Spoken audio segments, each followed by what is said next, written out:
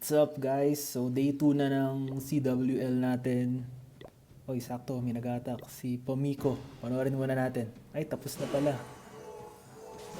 1 minute? Kaya kaya to? Kayang i-sustain ng Warden to kung yun lang eh. Kasi yung oras yung problema. Sana kayanin. Ang bagal ng Warden. 45 seconds. Dalian mo, Warden! Okay. 2 hits, okay. Mukhang kaya. Kaya nga. Kaya na nga. Nice one. Nice attack. Kahit na di natin napanood na buo.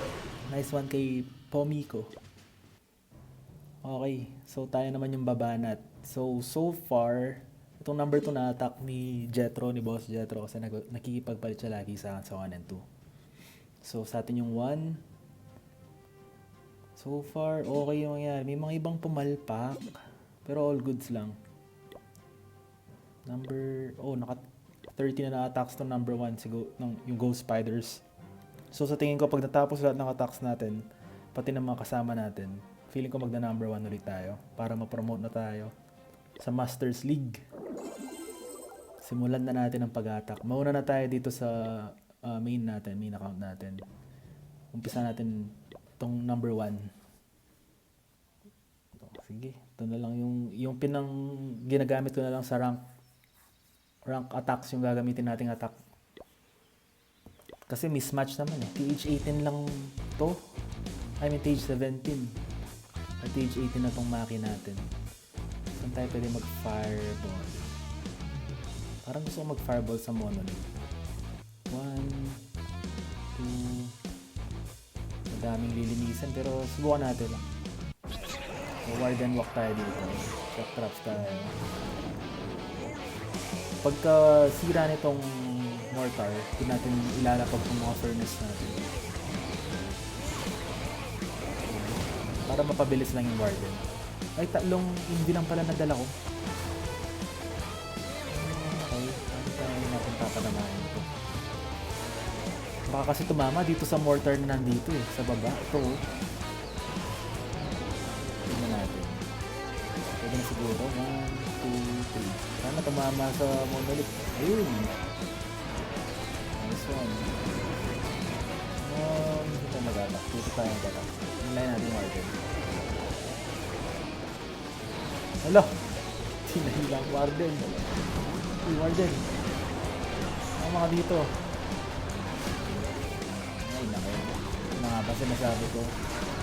Sabi na hindi sasama yung Warden eh. Pero pinilip ko pa rin. Okay lang. Sige, sinukan natin. So dito tayo mag-Dragon Book. Warden! Yan! Nagkita na ng Warden. Sige, pinabili ko na tayo. Natutukan ng X-Bow yung queen natin. Dragon Book tayo, ability, para ma-slow itong multi-gear sa pagpin. Lasunin na lang natin ito. Tapos totem natin. Hindi tayo maglapag ng mga ibang panglinis dito. Kuha na siguro ito. Kuha na ito. Wala mismatch eh. Totem tayo dito. Dalawa pa tayong totem kanina. Isa pang totem. Para mabilis, para wala nang madali sa mga troops natin. May dalawa pa tayong revive spell.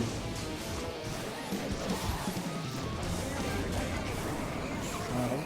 So, waiting game na lang to. At ito ay kuwang-kuwa na.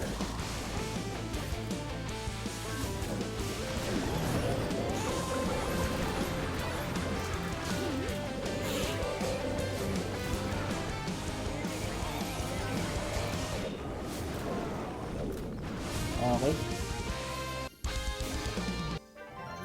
Nice. Pinumerte tayo doon. Sa next naman tayo na account. Dito tayo sa Maki Clash.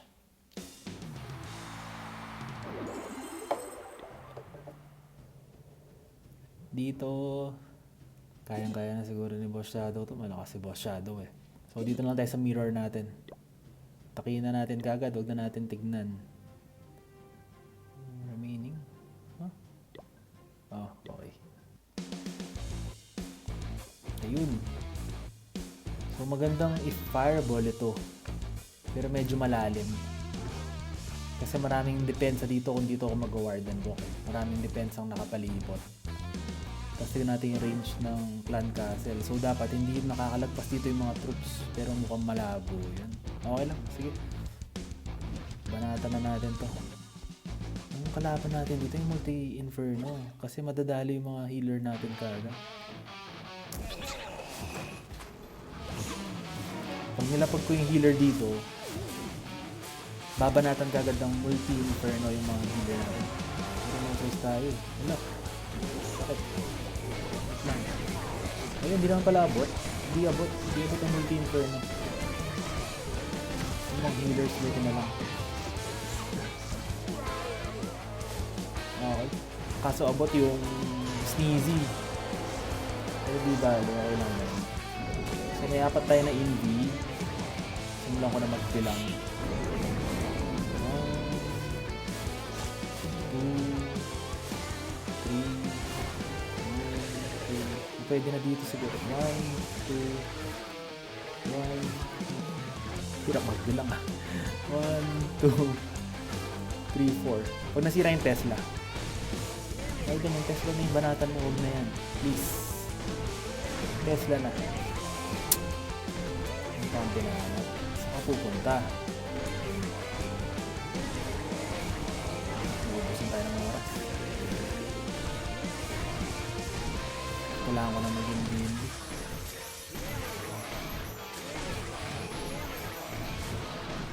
Ito na lang, tumama. Okay, kapag na tayo ng troops. Baka matayong fail tayo guys.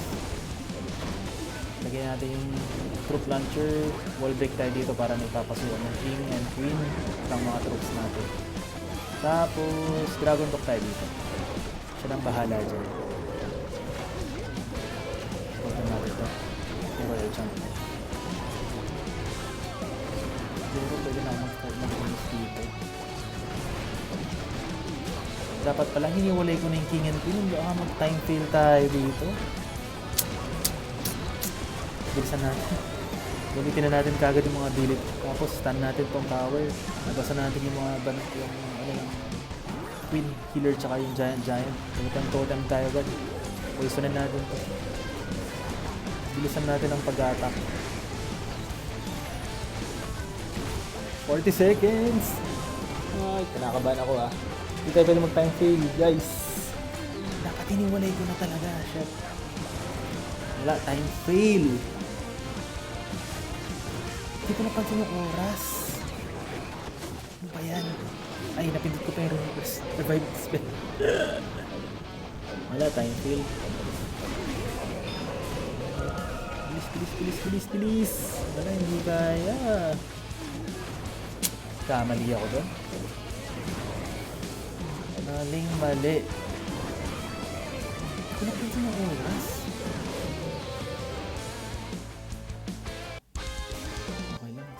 Wala, ganyan talaga. Shit happens. So, sa next na tayo.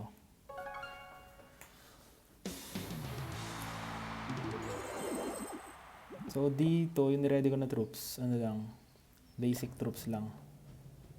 Unahin na natin to bago yung isa natin. So, number 24. Pang mabilisang attack lang, guys. Mabilisang attack lang to. Saan ang blower? Kami air sweeper. Kung dun yung air sweeper, dito na lang ako sa side na ito mag-a-attack. Tapos patamahin na lang natin yung giant arrow sa mga air defense, I mean. Wait, paano ko papatamahin? Dito? Tama ba? Ayun, tumata. Hindi ko pa na ano, dapat pala dyan na yan. Okay, ito na lang natin. Dapat Dragon Talk gagamitin ko dito. Guardian ability tayo kagad. King ability tayo kagad. Stop yung blimp natin na tornado. Pagkapangin lang natin yung mga Yeti na yun. Yan. Sige. Napaka-basic ng attack na to. Wala nang discard-discard sa attack na to. Sa lapag lang. Wala. So yung fail din tayo dito. Ano nangyari? Fail lahat ng attack natin. Ubus yung troops natin. Ayan, buhay pa pala yung RC. Panalo mo yan, RC. RC. Wala, nadadedo na yung RC natin. Ubus yung troops natin. Ano ba yan? Nag-walling pa yung Warden. Phoenix yung magdadala, guys. Phoenix. Let's go, Phoenix. Ubus yung troops natin. Wala pa tayong pang clean up na dala.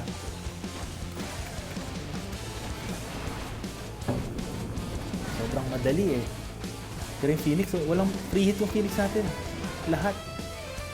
So 1 minute, tignan natin kung makakaya. Tumagal pa yung Warden dahil dito sa Yeti na to eh.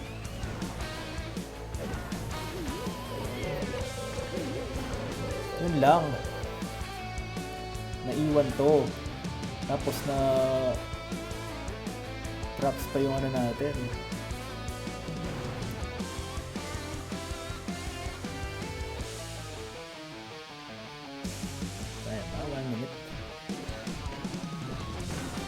Huwag ka na mag-walling, Warden. Magsulo ka na lang. Yan. Yan. Yan. 30 seconds. Ayun, 36 seconds. Kaya na siguro ito. Ala, yun lang. Nag-walling yung Warden. Ba't ka mag-walling? Ba't ka nag-walling? Pwede ka naman dumaan dito, oh. Ayun, oh. Ganun, oh.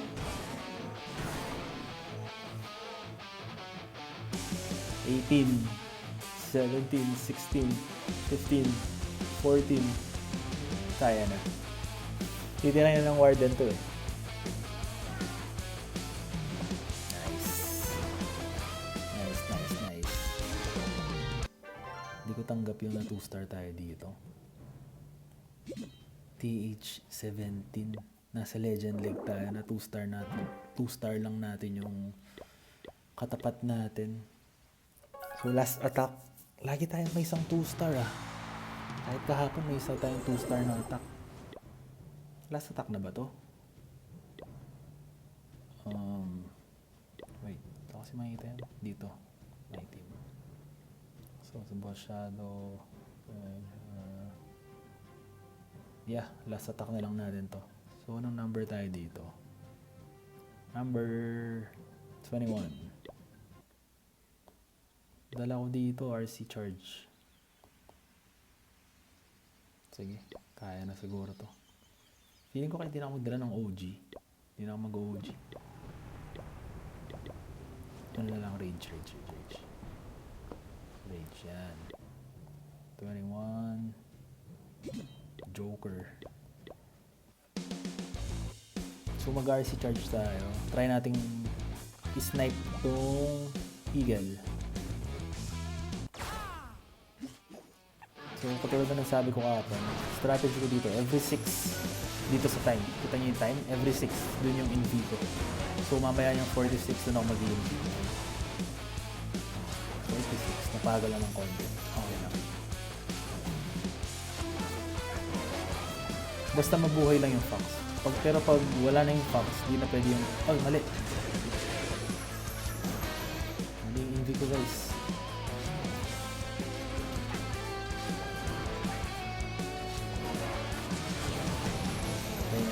So dito, every 4 seconds lang tayo mag-game. Ang konti. Okay na rin naman yung malinis ng ano natin. Ng RC natin. So maglinis mo tayo ng UNT dito. May tayo ng Ice Golem. Queen. Tapos lapag na natin dito yung mga Foot Riders. Healer. Tempest Warden. Bard King. Check traps tayo. Gabin. Kung nakapaglinis ng konti, yan, siguro yan. Pwede natin lapag yung mga Valkyrie. Tapos, RC linapag ko na rin. Sabay, click agad ng ability. So, yung bantay. Poisonin natin yung bantay. Totem tayo dito para sa Dragon Root. Free hit yung Dragon Root. Okay. Guardian ability na tayo.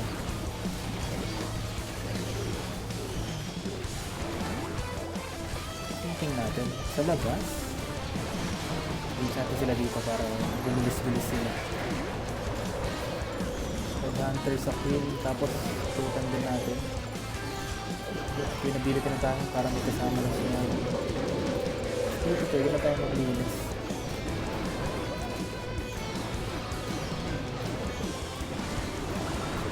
Kapag lang yan, man. Karat lang natin. Ito 3-star na ulit ito. Tatapos dyan yung spiky ball. Spiky ball ni King yung tatapos dyan. You know? You know? Oh. Ayos. Mismatch din. Yan na 3-star natin. So ngayon, kailangan pang mag-attack ng mga kasama natin. Kasi dito rin, lamang pa yung kalaban eh. So meron pa tayong ilang attack. 1, 3. So kailangan ma-3-star ng mga kasama natin yung natitirang para maging 85 tayo. Ay, wait. Yeah. 3 times 3, 9. So, magiging 85. Hindi pwedeng ma-2-star yung dalawa. Lalo na kung lamang sila sa total destruction as of now. So, sana ma-3-star lahat. Yung natitirang mga attack nila. Tignan ko yung mga base ng kalaban. Dapat yata nagtaas na ako sa Diba? Malakas naman itong mga kasama natin. Kayang-kaya nila yan. Ito, sarap yung fireball dito. Okay. So, yun lang for now. Tapos, balik tayo bukas. Tignan natin kung anong result ng war na to. Hopefully, panalo tayo. Kasi kailangan nating manalo talaga para ma-promote tayo dito sa league. Para maging Masters League na tayo. Okay, good luck sa mga kasama natin na may mga remaining attacks pa. Update ko ulit kayo bukas, guys. Alright. Good. So yun nga, pagbalik natin, lamang na yung kalaban ng dalawa. So meron na lang tayong isang natitirang attack sa mga kasama natin. At yun yung kay Boss Shadow. So ngayon, kailangan ma-3-star yung Boss Shadow to para manalo tayo sa round na to. At the same time, maging number 1 spot tayo dito sa Clan War League na to. So ito, nag-attack na si Boss Shadow. Tara, panoorin natin. So, ang gamit niya dito, RC Charge with Root Riders and Throwers. Sige, natin. Okay, magandang nangyayari sa RC Charge niya. So, nagdo-double cycle siya dito, which is good. Ayan lang, person ito natin. Okay pa naman yung nangyayari. Kaso mahapdi lang talaga yung Town Hall pag sa TH17. Pag sa RC Charge, pag lumabas naman ng konti yung RC mo, talagang tatapunan yung Town Hall yan. Pero magandang nalinis ng RC niya. So far, okay yung nalinis niya.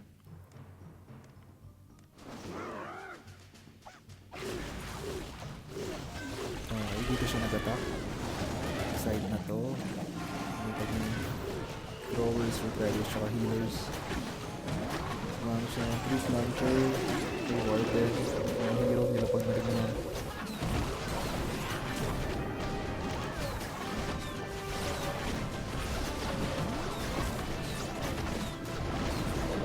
Maganda yung pagkakasama ng mga troops niya dito. Tapos, itong team may kasamang Ice Golem tsaka ilang throwers para maglinis sa gilid. Para din masira nila itong Fire Splitter para di na makadamage mamaya sa mga main troops na nasa taas. Ang ganda ng timing ng Warden na ba.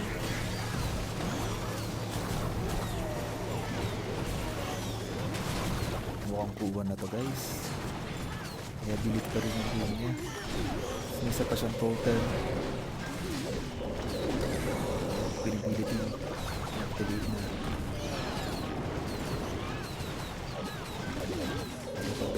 Headhunter. Kuha na. Buti na lang.